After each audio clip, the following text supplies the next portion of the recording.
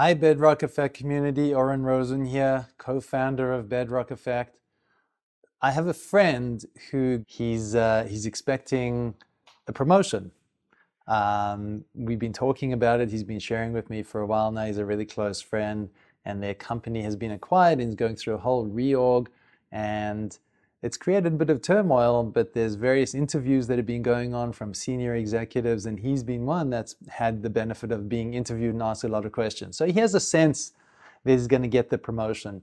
But have you ever been in a situation where you've really wanted a promotion or you've wanted an increase and you don't get it? And this is the discussion that I've had with him. So what happens? Yes, if he gets it, great. He's going to feel proud for a few days and then move into the new role. But what happens if he doesn't get it? He's been successful in this company and he enjoys the company, but if he doesn't get it, it's a big expectations being created in his mind, and that could really put him in a negative state. And I've seen people that have had that happen to them and they end up leaving. So what do you do? What do you do in a situation where you've wanted something and maybe you get rejected?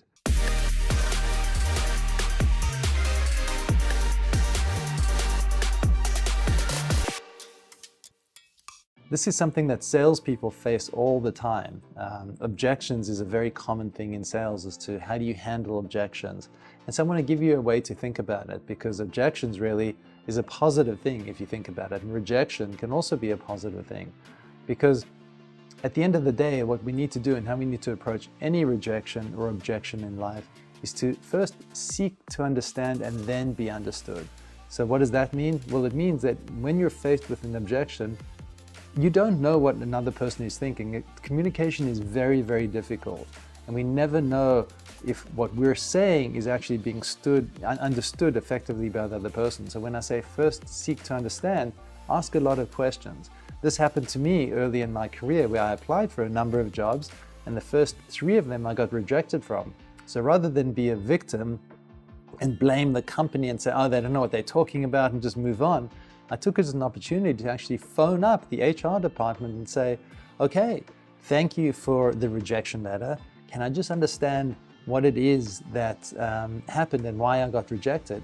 And they were taken aback a little bit, but they took the time and they walked me through and they said, well, based on your resume, you don't have this type of experience. And I actually did have the experience. I just hadn't highlighted it on my resume.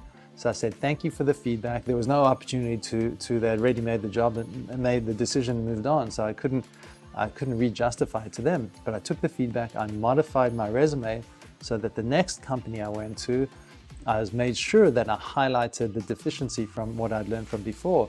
And so I ended up actually getting a job, and it was a better job that was paying more money. So it was early in my career, so it wasn't a huge amount of difference. It was like a $500 difference at the end of the day. But it was a real big lesson to me that rather than be a victim and just accept and blame somebody, just use every opportunity as a learning opportunity. So whether you're in sales, whether you've applied for a job and you don't get the job, and back to the sales, if you are faced with an objection, the objection is a real opportunity to learn why somebody's objecting, ask questions as to what they're missing out on. It might be that what they're missing is a piece of information that you didn't provide, and so it gives you an opportunity to provide that information.